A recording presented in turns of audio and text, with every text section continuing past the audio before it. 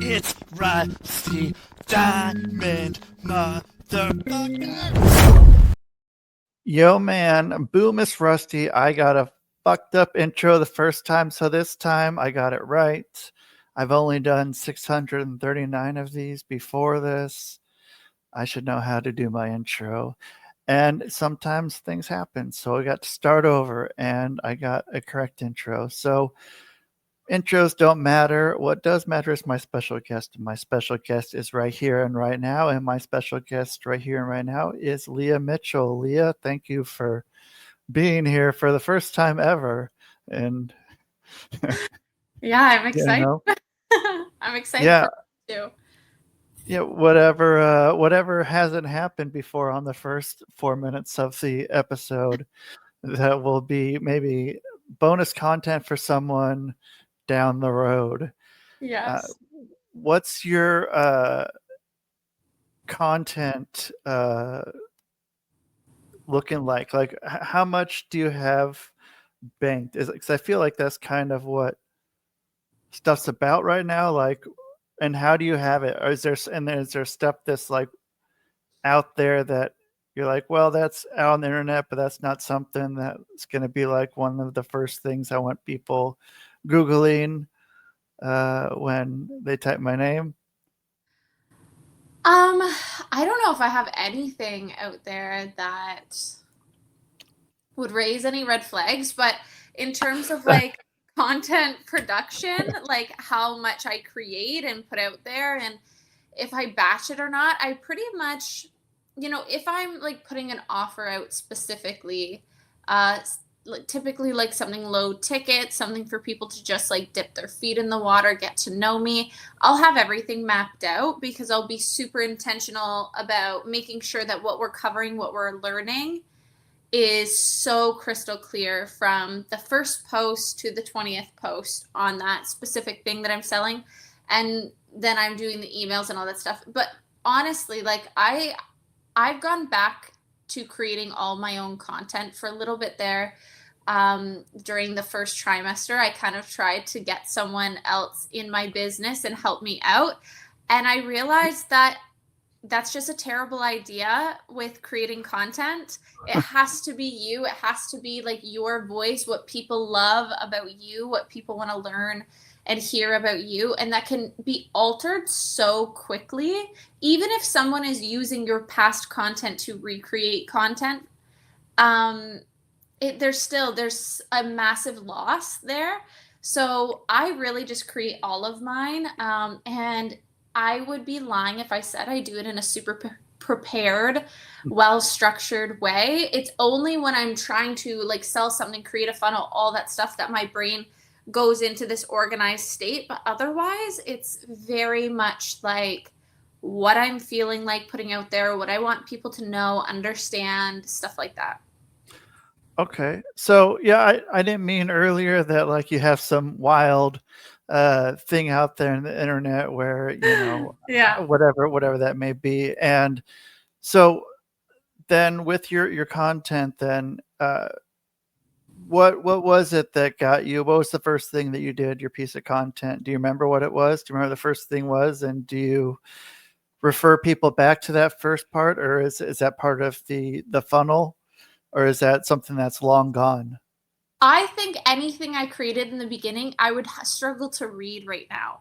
Like it would make me cringe. I don't know if you've had this experience, but even if I listen to like the first podcast episodes I ever did on my podcast or the first time I went live or something like that, it's hard to watch. And I'm like out there trying my best, doing my thing, but it's like, girl, wow, just spit it out already, the redundancy or the ums and the likes was just so bad. And so I honestly, I don't even entertain it. Like I won't go and look. It'll just make me cringe too much. It's just back there, and you've learned from it. You're Yeah, not exactly. and liking here, so Yeah. that's a bonus. What was your process to get rid of the likes and the ums? What did you do? Did you have some sort of I don't know, yell at yourself, or do you do you just take note of that and then just have to really think before each sentence and Yeah. down? Or? So I think that what I chose to do to improve my ability to like speak on something is to really become an expert in it, and also to give myself time to talk slower. So I think we use a lot of filler a lot of the time in the beginning. So we're thinking of like ums and ahs and stuff like that as filling silence, filling space. But what I learned is that you can actually like talk a lot slower and take your time figuring out exactly how you want to phrase something or put something. And people don't like, that's not something that people end up judging you for, but I think that's why people typically try to ramble and find themselves repeating themselves, is because they have a certain level of insecurity that, okay, like if there's silence, people are going to get disinterested, or I'm going to lose people's interest or whatever. But I find if you just talk slow and what you're saying is very on point, people are captivated by it even more so. And so I would dive down, rabbit holes on the things that I love to talk about. Have a basically like a book in my head of analogies, examples, personal stories that all link to certain topics that I typically talk about. And then it allows me to basically refer back to a library in my brain of how I can present things in a way that's meaningful, comprehensive, memorable, and very like direct and to the point at the same time. So how much of that is memorized, and or are there certain beats that you like to hit, or is it all just anything goes? Yeah, it's like somebody told me that the concept of, well, I mean, I was a philosophy student, so I think that also has a lot to do with, I did a lot of presenting in university, a lot of reading and things like that. So I learned how to speak with conviction really early on, and be very like on board with what I'm saying, to the point where I've already thought of like what someone could say in relation to it or ask a question about it, and I'm prepared for that. So that's what I mean by like the rabbit hole, is essentially I just made myself very intelligible about the certain things that I will talk about. And if I'm not, I probably won't talk about it, or I'll be like, oh, that's an interesting concept, I'll have to think about that. But unless I can really, really tap into like, oh yeah, I could like close my eyes and talk about this for an hour without a break, like that's kind of the expectation I put on myself. And so I did a lot of research, a lot of reading and stuff like that. So I'd have a lot of references. But I will say I do have a pretty good recall in my brain when it comes to reading and referencing, which is nice. I was even on a podcast like earlier this week, and she asked me for a reference for something and I couldn't remember it. And last night I was thinking in bed, like, what was that reference? And I know I'm so close to remembering it. Like I can remember certain sentences. So I know I have enough to look it back up now and re-reference it, because I'm like, I need to remember that. It's one of those good thoughts to have, one of those the nuggets of information that can kind of pop up anywhere. And so where is somewhere that you can talk about for an hour straight that's not like your main business Yeah. focus? What's something that would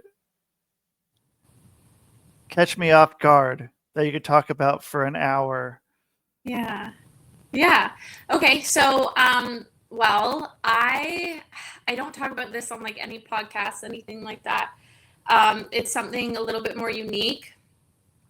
But I have two sisters. I'm the middle, and our dad is a very like, he is hardcore into like providership, but just based on his level of interests. So he's like a hunter, he's a fisher, he like built. So I had horses growing up. He has literally built every barn that my horses have lived in, lean-tos, hay sheds, put every fence post in.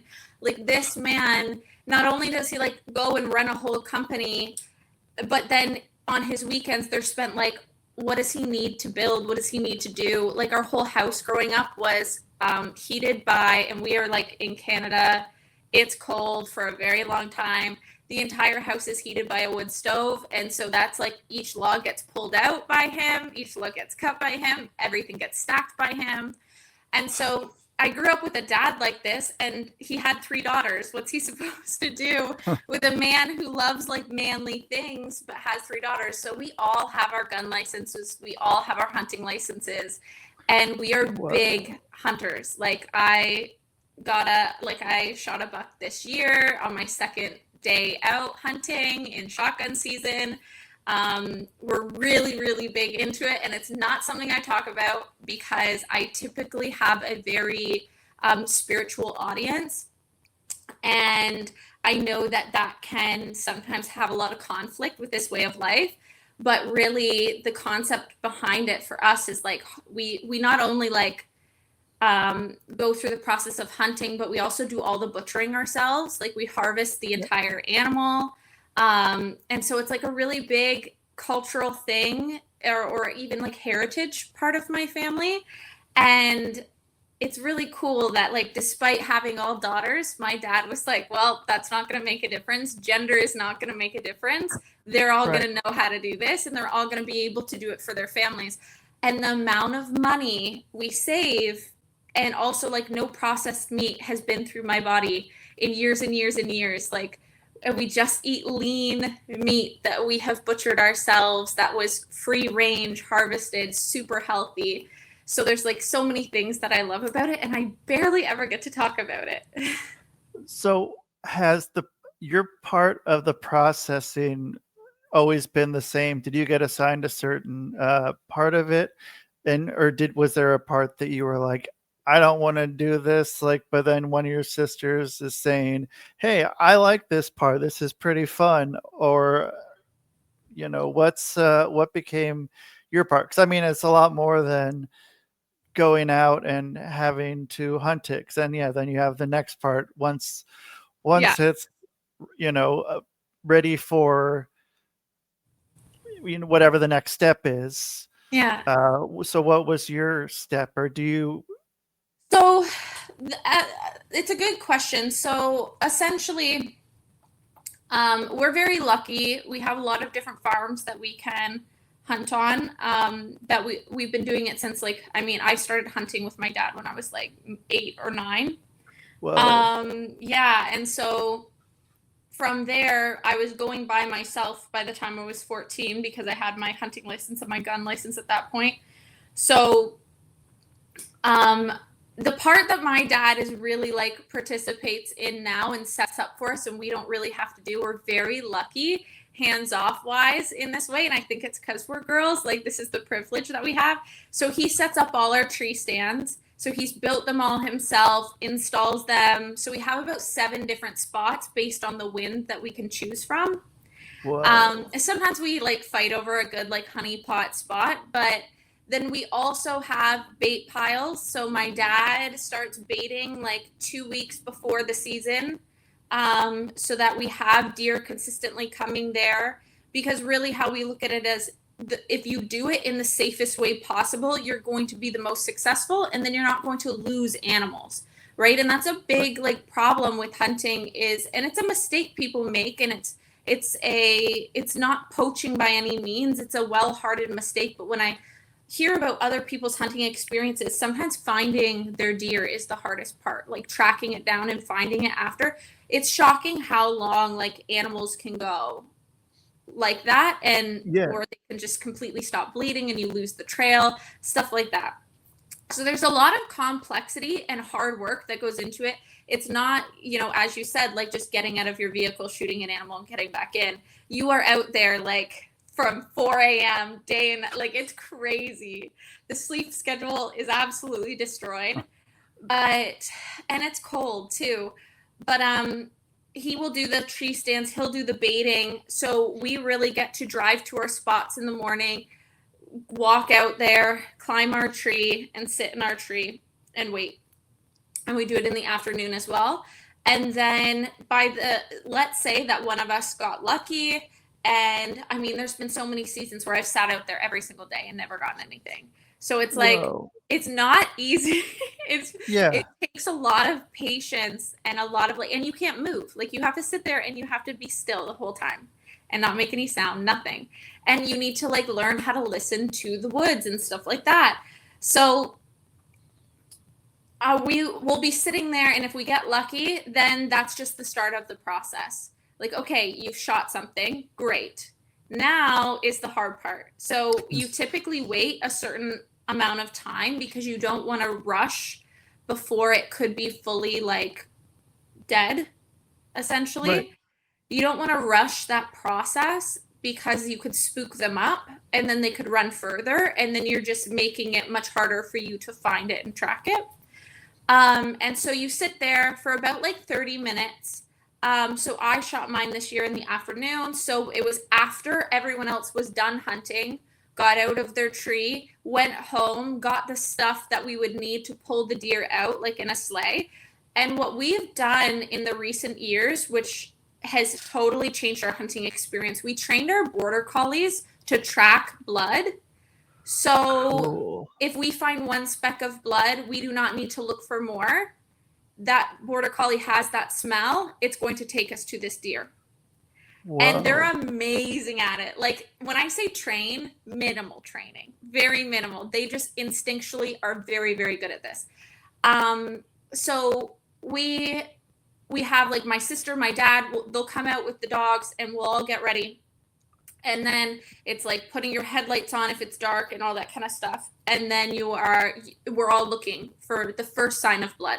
Sometimes it's super easy. Sometimes they just fall right in front of you if you shot them in the spine or something, right?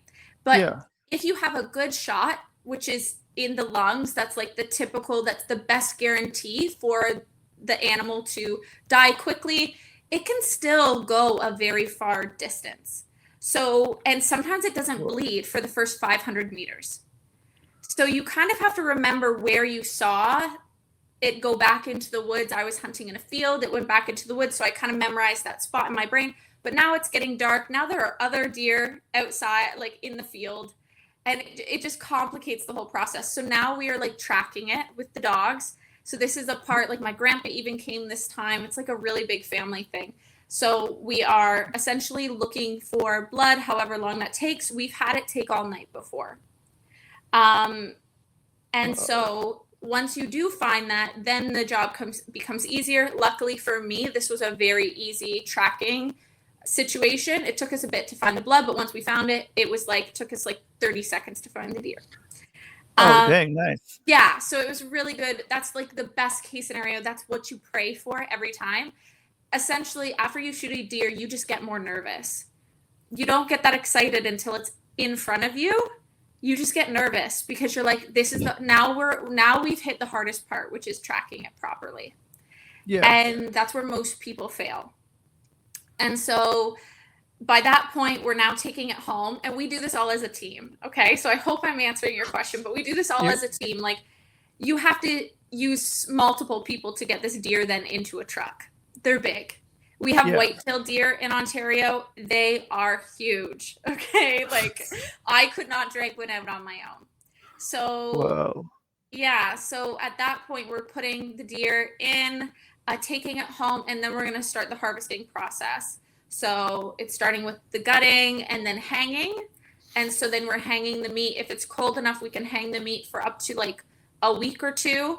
The temperature has to stay really cold.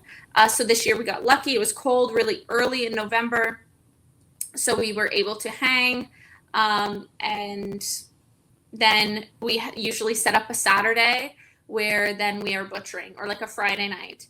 And that is quartering the animal and then butchering it and then wrapping all the meat and also making sausage and hamburger and stuff like that through a grinder. And then the process is done once you have it in your freezer. But it takes a lot of hours from that Yeah. like first point of putting out the tree stands to baiting the stands all the way to having deer in your freezer. So we kind of work as a team, you know. It's really challenging to do on your own. Even when we were little kids, like really little, when I was like 9, if my dad shot a deer, he would call my mom and get her to drop me off wherever he was hunting so that I could start helping him look. It's way easier when you have Well, people. yeah, because Yeah. that's a whole 50% more, 100% more Yeah. people going right there. And so then are you like, when you have your freezer full of deer, Yeah. uh, what's the first thing that you're cooking? Or are you combining it with another animal Yeah. meat? It's a good question. So when we grind up deer, we also mix it typically with like a pork leg or something, like a thigh or something that we get from the butcher, because deer is just so lean. And so sometimes for like soups and chilies and burgers and stuff like that, it doesn't really like form the best. So Right. we usually mix that in the grinding process. I would say like a stir fry or a soup is like the first things that I'm making. I do love venison tacos. Honestly, it's like all that we eat, so that's all what we're used to. But my dad also does a big moose hunting trip almost every year. He didn't do it this year, but every year I've known him to go. And so typically we also have like a certain portion of a moose in the freezer as well. Because So moose that are pretty big. they're massive, right? So it gets split amongst all of the people that go, and yeah, so that really helps add to the freezer, add to the pile. So then everyone that gets it, everyone that's there gets the moose or the deer, Mm-hmm. and then is that lasting for a while? And it's just, yeah, like how many things are you going to be able to think of that are going to have that meat in it? And, is it anything that's going to, I don't know, like to be able to give to someone else? Because, like, I remember having a few things of meat in the fridge from, I had some girlfriends and their families were both into hunting a lot, and had those big old things of butcher paper Mm-hmm. wrapped up meat, and it's like, this is, why am I doing anything else? Why am I not just trying to get this all the time? Yeah. And like, and it's an interesting thing because, I mean, yeah, I come from the suburbs, and like my grandparents were both hunters, but my parents not at all. And so, Mm-hmm. and then I grew up pretty uh, environmentalist, but it was like environmentalist a different way. And then because like I didn't understand the hunting part of it as much, except for what the natives or First Nations, whatever you want to Mm-hmm. say, had I learned that a little bit in school, but hunting in the suburbs was sort of a foreign thing. And then once I learned about it, then I was like, this is, I get it. I get why this happens, and it makes a lot of sense, and it's the kind of the best way to do it, I think. And Mm-hmm. it's a weird thing, because then it becomes like you were saying, with more spiritual people listening, and that, then you have that part of it. But then it's also, when people don't eat meat, then it's a lot of smaller animals that are still getting killed, and then it's like, well, these ones, do they not matter as much? And then it's a whole Mm-hmm. big thing. But like, when you can know where your food comes from, that's usually the best way to do anything, to know where it is. I'm out in I'm not really right now, I still sort of am, there's still a lot, but I have, a bunch of Amish people around me, and like going and getting that meat anywhere is, why wouldn't I? Why would I go out and get anything else? Yeah. So yeah. So when you open up the freezer and see that big package Yeah. big packages of meat, I mean, that's got to be a pretty good feeling, and knowing that you got it. You were the one who made it. Everywhere it's been, and Yeah. and yeah. And so, did you say that the butcher was somebody else? Like, you take it to a butcher, or do you do everything in the your farm? Yeah, so we do everything ourselves. It was on the kitchen table before my dad had a nice shop, and now it's all in a shop that he built so that it was something we could do out there. So yeah, we do it all ourselves. There were years where we did take things to the butcher when we didn't have, I mean, if it's hot out, if it was really hot out and we didn't have the time, like we're all entrepreneurs, so it's like if we don't have till Saturday to do this, we're sending it to someone who can put it in a massive freezer, and we're just gonna have to pay for it, which is like $400 or $500. Like, it's a lot of money. Sometimes it's even more than that. So it's better for us to just do it ourselves when we can, if we are lucky with the weather. But yeah, like it is a good feeling, and it's a feeling I think people don't really understand when they don't do it. And I'm speaking for myself in the way that I was raised when it comes to hunting, and I think that there's definitely, this isn't always the consistent, but like it's a very emotional experience. Like, being able to like feed your family and have clean meat and fill your freezer and all those things, the gratitude that you have for that animal's existence and it being at the right place at the right time, for you, obviously, not for it, but the level of gratitude that we end up feeling, like, it usually makes me cry when we do find it, and it's truly just like something I'm so grateful for that I get to have. And that's why we care so much about the process of tracking meat, like tracking deer effectively, because if you can't do that, you're going to lose them. And then they'll be eaten by coyotes, and that's a part of the process. And then coyotes get to feed their babies and all that stuff too. But it's like, you never want that situation. If you shoot something, you want to find it, you want to harvest it ethically and quickly and all those different things. So being able to have those opportunities, it's just something that you end up being so grateful for. And I was in a 21st century contemporary philosophy course in my last year at university, and we really focused on environmentalism and different structures. And I got really fascinated in a book that we read where it kind of talked about colonialism in animals. So like, are we colonizing animals by taking up their spaces? And are they marginalized in the way that we would look at different groups of people being marginalized based on colonization? And so then I looked at like the 3 determinants of where wildlife, and I'm not talking about animals in general that are like the farming process, but specifically talking about wildlife, and if they're marginalized based on three different areas. And one was construction, so building, taking up their space. And then 2 was hunting, and 3 was farming. And I really looked at like, is it possible for animals to be marginalized in these areas, wildlife specifically?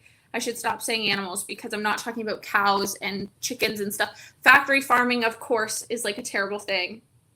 But when we look at like, is wildlife being marginalized because of hunting or because of farming or because of construction?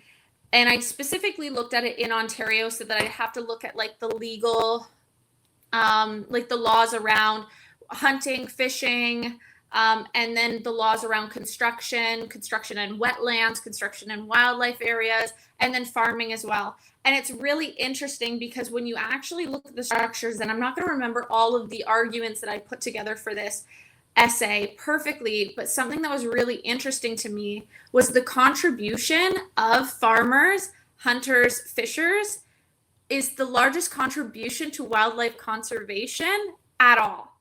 No one else is really contributing to wildlife conservation, and like that means tracking endangered species. That means research. That means making sure that animals are safe and we're protecting them. Who's funding all of that? Hunters, fishers, and farmers. They pay taxes on these things. They have to buy tags. They have to complete research. Like at the end of this hunting season, I will get a notification that I have to fill out a survey to help with research of deer and other wildlife in this area, or I do not get my tag next year. I can't buy one. Whoa. So it's a requirement and there's a deadline. So that like it's very strict. The laws are extremely strict. You know, they can take more from someone if they're caught poaching than if they're caught drinking and driving. And people don't realize that. Like they're not just like taking away your hunting license and your gun license. They're taking the truck that you drove out there with too. So right? That's like a part of the whole crime where, you know, if someone has a whole bunch of money or houses that were funded by drugs or something, they can seize that as well. So same concept. That's the same with poaching. Wow. Okay. And so, and also those are the people that are out in the, like in the real world, in what's really happening in that spot. It's not people that are in the city that are usually for more regulations of sorts with the environmental part of it. And it's weird because how that's framed, that it's and I don't know, it became a very weird thing because in college I was into environmental stuff.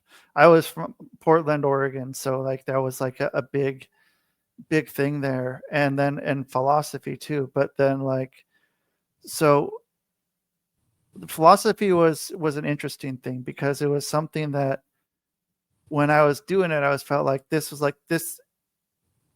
makes sense, but it shouldn't make sense, and it was a fun way to just be able to think. And it's I think it's a very entrepreneur kind of way to go through. And so, I mean, how did that transpire? And did you like, because if you're thinking and always pondering about stuff, that's how ideas are formed. That's how conversations are started. That's how everything flows. Is that something that you was even on your radar at that point? Or was, I mean, when you were saying, I'm going to be a philosophizer, as they say in Bill and Ted, about Socrates Johnson. And, but yeah, I mean, like saying that you wanted to be a philosopher is an interesting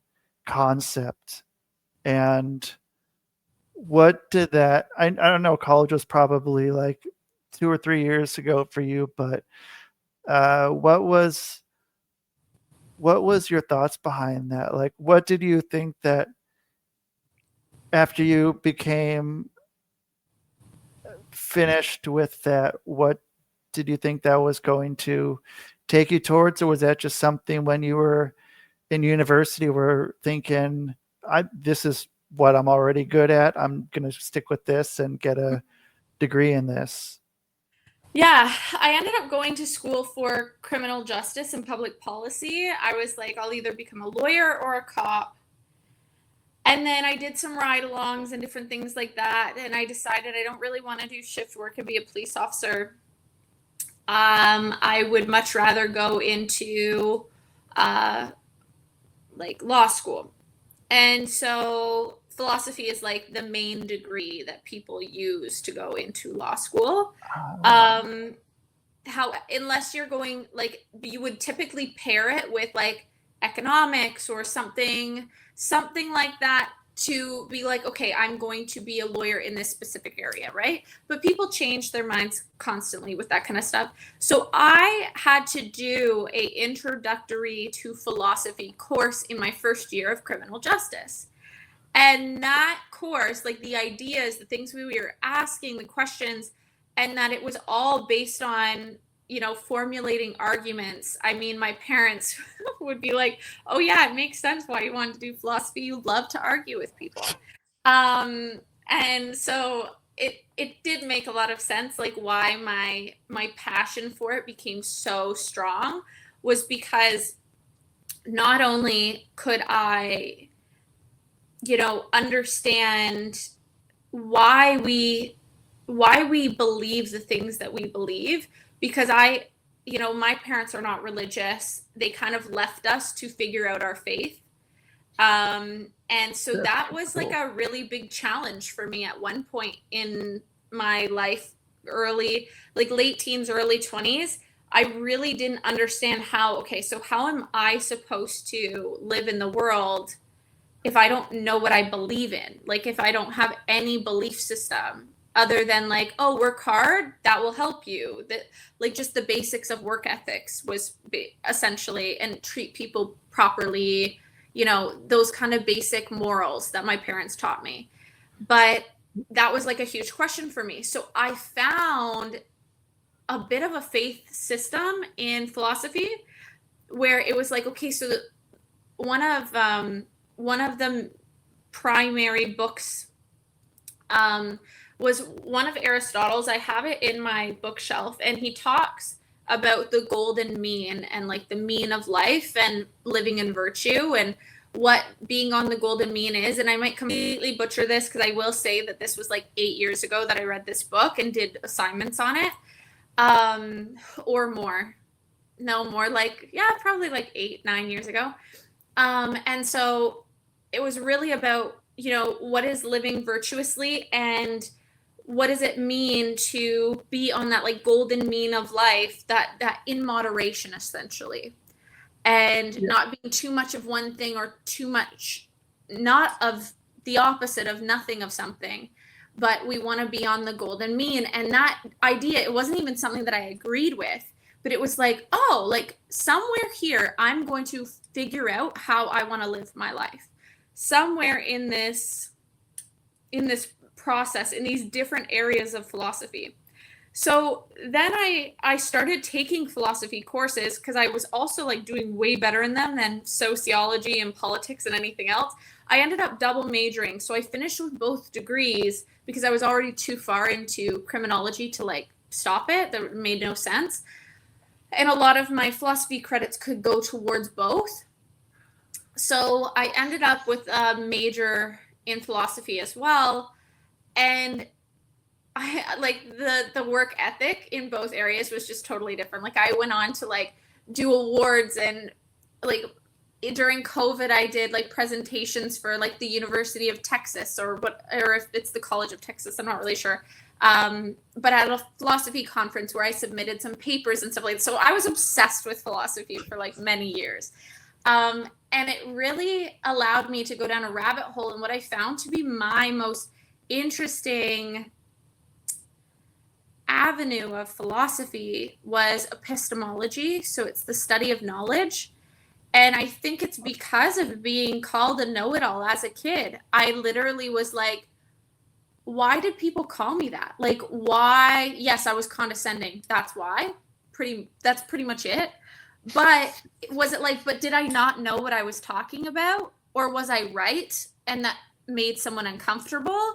And that's why they just like stopped the argument to call me a name. And that would piss me off as a kid. I was like, why don't we stop calling me a name? And why don't we focus on who's right or wrong here? Like that used to drive me nuts. Philosophy is like a regulated space where everyone gets a turn. And essentially it's who can argue this the best, who has thought of all the possible rebuttals and a response to it, who has thought of all the loopholes and why they're relevant or not.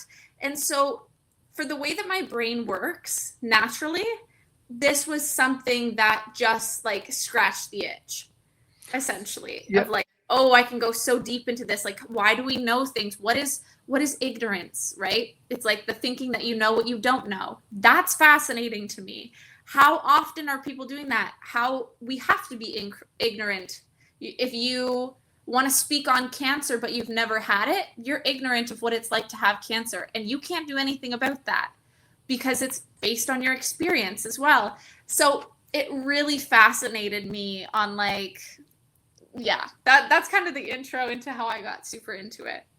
So then what's your kind of process for coming up with ideas? When you're coming up with ideas, are they sitting around in your head for a while, or are they write out into paper, or are they just there and then if you don't do anything with them, they're gone and they're on to the next person? Or how's that work? So when it came to university, you're pretty much put on a reading list. So they're actually kind of controlling the questions you might come up with, right? Your prof is leading you in a direction, and that's not to make you argue in favor or against something, but that's just to say, okay, here's a topic that people love to talk about. White ignorance is a great example, right? So, or like in epistemology, we talk about different ways that you could be ignorant, or there could be a friction of knowledge. So like two groups believing something completely different and the friction that creates. How we trust testimony, what is like a true belief versus what is a fact, right? No beliefs are facts, essentially, and no beliefs are essentially true unless they are also a fact. So just because you believe something doesn't make it true. These were ideas that then you could pair with religion and all these different areas. So it just, whatever question came up in your mind, because I was into criminology as well, I got really fascinated with testimony in court. So like, why do we value certain testimony when we know that it's not necessarily knowledge? Unless it's true, unless it can be proven that that person's testimony is true, right? But their perception of something can be totally different, and it can be true for them but false for someone else. So it made me kind of go down a rabbit hole of like, why is this the way that for something like consent, it's essentially impossible to prove if consent was given or not, because that is really just two people saying that they interpreted something completely different. Yeah, and it's almost impossible to prove if like people were just like totally consenting to this act or not. And so it really fascinated me, and I really went down a crazy rabbit hole into like, you know, knowledge from the beginning when you're like a baby to becoming a child. There's something called hermeneutical injustice, and it is when you don't have the language to explain your experience. That's an injustice to you. You actually feel an injustice. So either they don't have names for the things that you experienced, or you literally don't know them. And we can look at like sex education as a great one. So for young kids that could be subjected to abuse in that way, but we're not teaching them how to name it until grade 5, let's say. Throughout that entire time of them experiencing it, they would be experiencing what you call a hermeneutical injustice. They don't have the words to describe their experience. And that, what I ended up studying was, how does that protect perpetrators of that crime, right? So why would they target children? Well, because they don't know how to describe their experience, so they can't get them in trouble for it. It's like creates safety. So philosophy lets you go in any direction you want, which is really, you know, I did stuff on animals and wildlife, and then I did like a lot of like rape theory and stuff like that. You can go anywhere you want. That's what I love, because essentially you just need to look at all the research around that to formulate arguments and look at all the different angles. Yeah. And so, I mean, it's good then too, because then when people are doing that, you're having this conversation of openness as well, where even if you have something in your head, you, in a way, want someone to prove you wrong and, you know, challenge a new theory. of Mhm. what could be going on. And are you ever at a point where it's both I understand where you are and they understand where you are, but you both don't believe the same thing, but you're both okay with it? Or is it become more of a concrete one way or the other during these exchanges? Yeah, it's such a good question because I think there are those times where both parties have to admit that the reason why we can't come to a conclusive answer or agreement on what is correct and what's not is because we lack the information. So essentially, when we lack the information in something, we have to look at, okay, so where does that lack exist? Is it in the research? Is it in field studies? Is it in like, have we actually tested these theories? Are we able to find answers here, or is there just a huge gap in the understanding around it, right? Right. And so I think that's kind of where people in philosophy typically, there's a lot of people that disagree with a lot of things in philosophy. There's drama. It's a big like industry with a lot of drama in it, which I love. Like, just that concept is so funny to me. But at the same time, like I've written papers on people's criticisms of another paper. So it's like you can go deep, right? You can get layered with it. Yeah. And it allows you to sit back and say, okay, yes, at the end of the day, it's like, who argued it best? Who literally makes the most sense, and who is the hardest to rebuttal against? And did they cover all of the possible rebuttals that you could have and still bring it back into favor of their argument?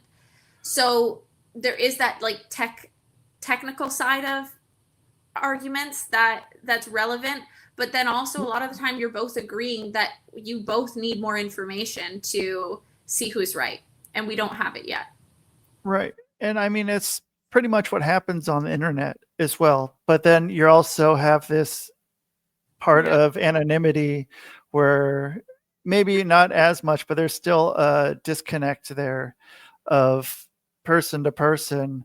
And it's very easy to just say what you're going to say. And I feel that it could be a good philosophical debate, but sometimes it just turns into garbage. And Yes. what are you gonna do? What's someone gonna say? And it's more for anything else. But okay, so let me go back here. So to kind of switch gears here a little bit, because I'm curious. So what was your first entrepreneurial endeavor? Was that something with something that you already had, or something that you decided you were going to try Yeah. to? I started working with I started working in like a group home setting with like juvenile delinquents um, during COVID, or a little bit even before COVID. And so I was already like immersed in working with kids, and then COVID happened and everyone went online. And so I started tutoring to kind of transition myself out of the group home environment and into something with not shift work and things like that.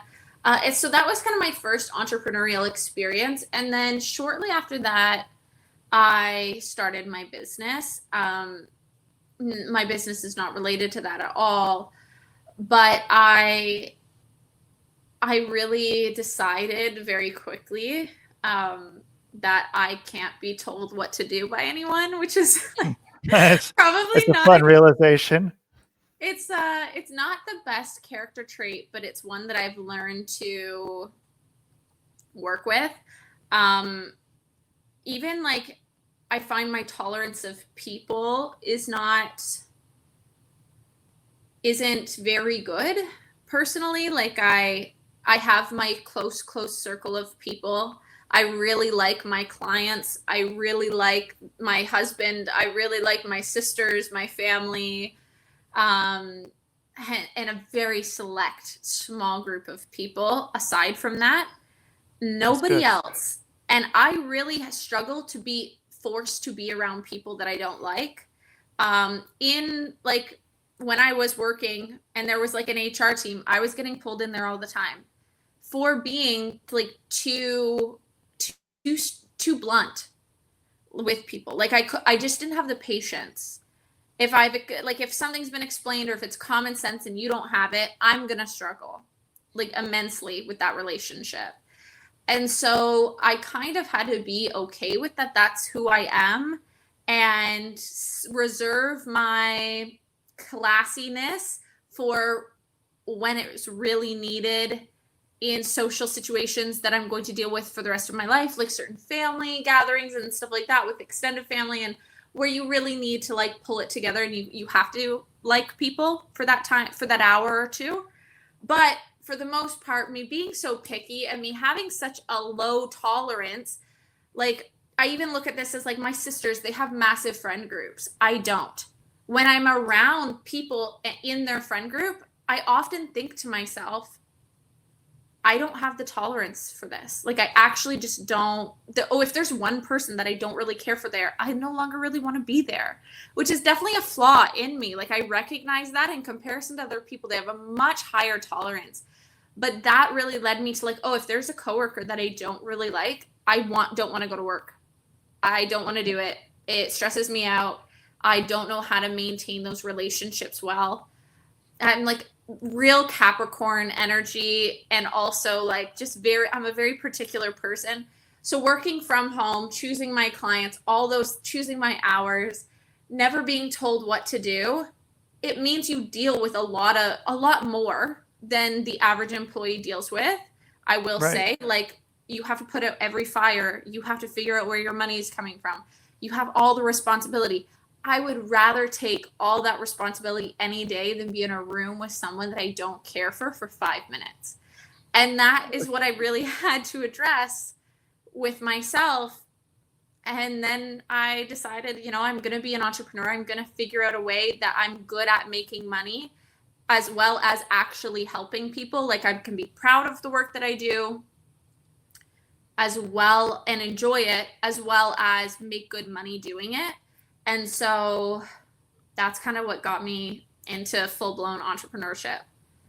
So then what was the first client that you had? How did that work? Was it like a friend or something or someone you knew, and you put something out maybe on Facebook saying, hey, I'm trying this out, who wants to do it, or someone close to you, and then go from there? Yeah. So because in the beginning, I really focused on doing trauma work. I knew people that had gone through trauma. So I actually asked them, I said, I'm getting certified in this modality that I've used for 5 years. It's been super effective in my life. So my question at that point was, are you okay with being my test subject and seeing if this is effective when I practice it with you? Completely free. I took on 3 clients, like 1-to-1. And what happened was they all ended up in relationships. So it wasn't the reason why they came to work with me. It was because I proposed to help them with their trauma. But in doing that, I was able to shift the patterns in their brains and made them attract the people that they wanted and the relationships that were really compatible with them. And so that's the direction I went after that, was like, okay, something's here if I'm able to do this for people. And that kind of took me in that direction. Yeah. And the people that you are ending up around are people that you are attracting with your energy of sorts. And also there are people that are there to teach you a lesson, whether it's a hard lesson or a simple lesson.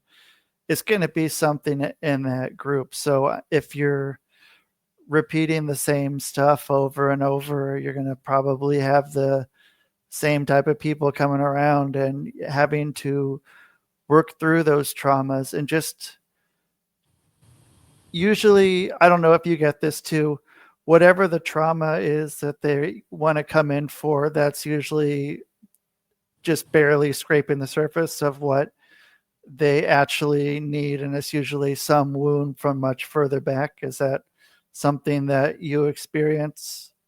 Yeah. And a lot of people often like don't even consider that what they went through was traumatic. And so when I even approach those first people, I would just say, you know, like, I've noticed that you're going through a harder time right now, and I would love to like help you. I have this modality. It's worked really well for me. Do you want to try it? And it was like very, like, the transformations were so quick and so painless that we could get to that deep stuff. They could understand, you know, the family dynamics that they literally never considered were problematic. And I think, you know, if anything, at a very young age was like ready to point out every single problem in any dynamic. Again, like that argumentative philosophy nature was in me. And so it was like, cause and effect became so clear in my brain of like, if someone treats me this way, this is why I'm feeling this way, or this is how I'm going to now think about everything. And so I was able to kind of integrate that into the practices and help people gain like a huge understanding of like why your brain works the way it does, and that, you know, you actually don't really have a lot of choice in your reaction if it goes unhelped, unaided to, right? So it's like, you went through this experience, your brain is going to react in the only way it knows how, which is based on very specific brain functions that you have for survival and evolutionary purposes and reproductive purposes. Like, it's pretty basic. All of our brains actually function very similarly when it comes to survival modes and things like that. And then we just have different strengths and weaknesses, but that's often based on those early childhood experiences and what parts of our brain could survive versus which ones were not really needed, right? So if you're someone in survival mode all the time, your prefrontal cortex is essentially unnecessary. So you're actually going to have terrible emotional regulation. And that's because you didn't need it throughout your whole childhood because you were more focused on surviving. Your brain, when people lose their hearing, typically in their later years of life, they are often going to get dementia really early unless they put hearing aids in. The reason why is because if you shut off the part of your brain that needs to interpret what you're hearing, you will start to, like, certain parts of your brain will start to die. They're not necessary. They're not exercised. Yeah. So I kind of bring that in of like, the reason why you're experiencing these things is because of the brain patterns that are now just your daily life, your survival. If we can manipulate those to actually function in a way that benefits you, you're going to have a different result. You're going to have different behaviors, different emotions, everything, right? But it all starts with the brain. So that's the direction I went. So how good has your your pattern recognition been your whole life? That's a good question. I want to brag and say I think my pattern recognition is really, really good. You know, I attribute it to having a lot of goals as a child. So because I was into hunting and then also horseback riding and things like that, it's very much a world of like, and I'm very blessed in the sense that like my dad would like bring home a pony, and it was a terrible pony. It was terrible. And so it was like, okay, figure this out. Good luck. And like I had trainers, I had people helping me and stuff like that. But the first horse my parents ever bought me was a pregnant horse. And then she had a baby. Whoa. And so now it's training a baby in my like teenage years and learning that. You know, it has to pick up its feet. It has to be able to be ridden eventually. It has to be bathed. It has to be clipped. It has to get on a trailer. All these different things. It has to go through gates nicely. So it was like I would have a goal for the day or for the weekend. And again, like this might be my low tolerance for people. I spent a lot of time around animals. I was kind of that weird kid where I have the patience to teach an animal something. I don't have the patience to deal with a person. So thank God it's like in my work now, it's so different. And I freaking just love seeing the progress in my clients. But when I think about it, I kind of think about it in the same way of like, if somebody is scared to go on a date, it's the same concept as like my horse was scared to get on the trailer. And so that means I'm going to dedicate myself to recognizing how can I make this safe for this person? How can I make this safe for this horse? So I think that those were like the small patterns I was recognizing. And when you think about it with horses, it's all about earning their trust over time and consistency.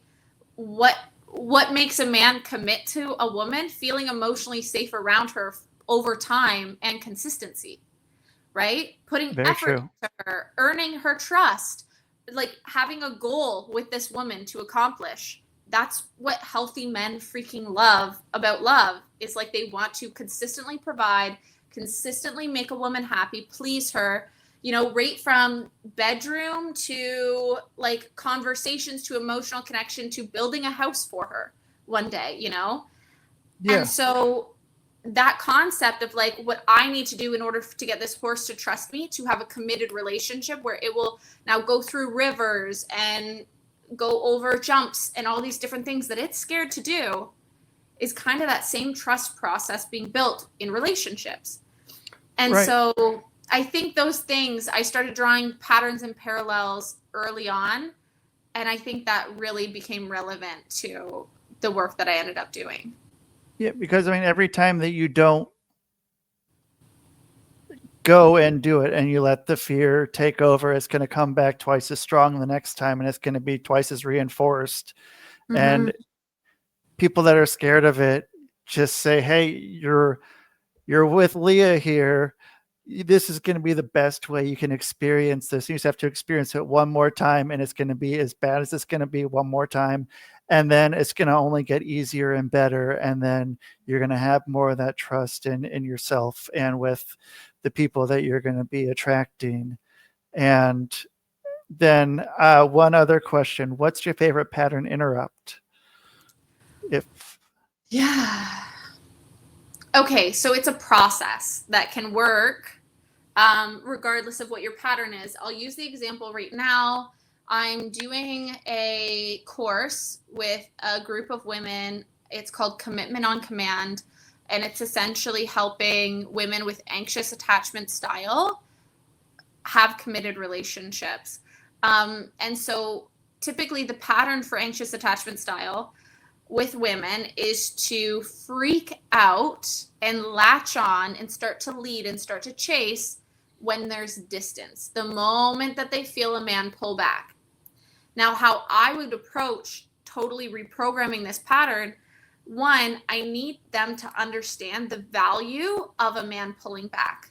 It's actually not all that negative. When men pull back, they're creating a gap in their brain of like literally a loop of time in order to miss the woman, in order to realize her value in his life, in order to be reminded of how much better it feels when he's around her. Allowing that space to exist is what triggers decisions in men's minds, and commitment is a decision. So if you don't give him that space, like it's like the woman who's accessible to you completely and it takes you no effort. Most men actually don't end up with that woman. It's the woman who is only accessible to you when you put in significant effort that men put on, like they value so much, right? And so with anxious attachment style, these women are often being so accessible with no effort required.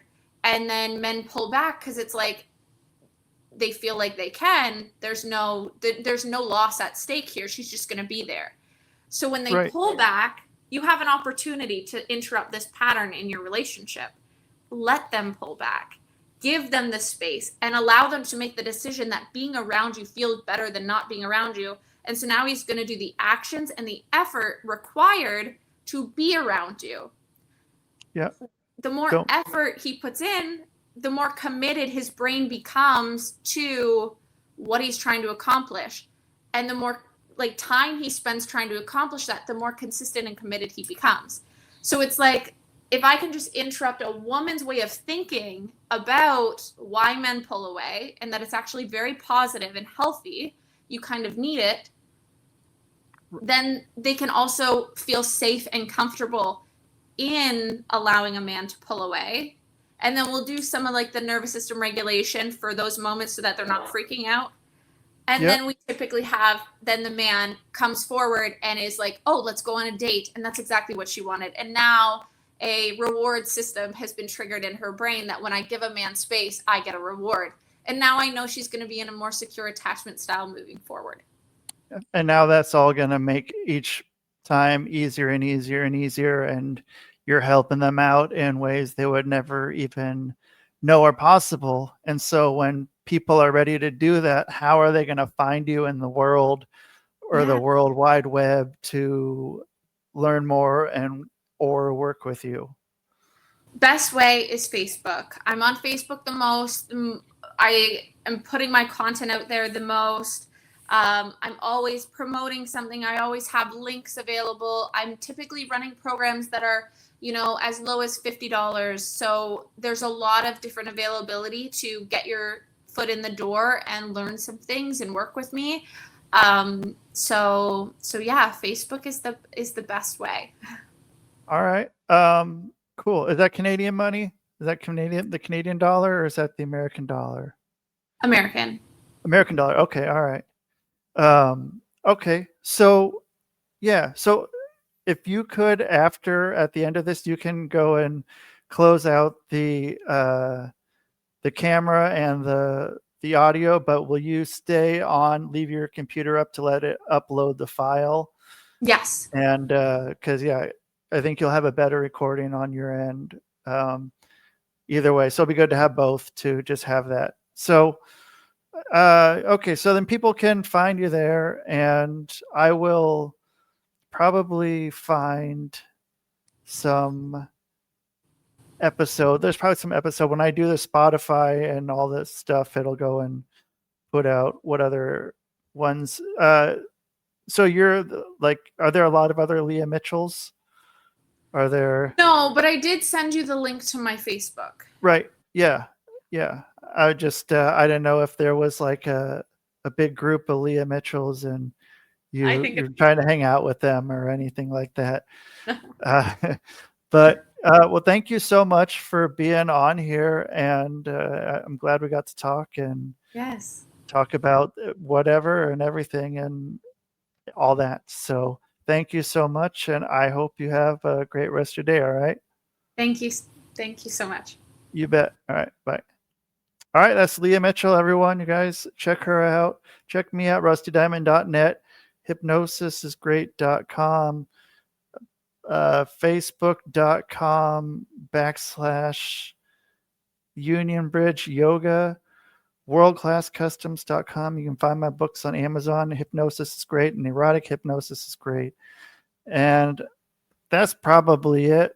So thank you, everyone, for being here on the Rusty Diamond Podcast Network. And that is the show. Man, boom!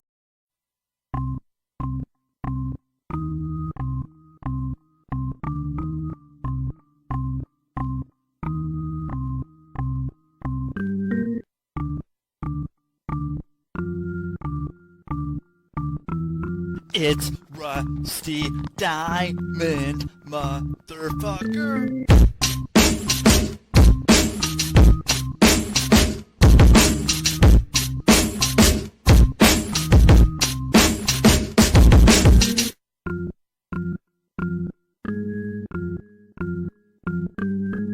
It's Rusty Diamond, motherfucker.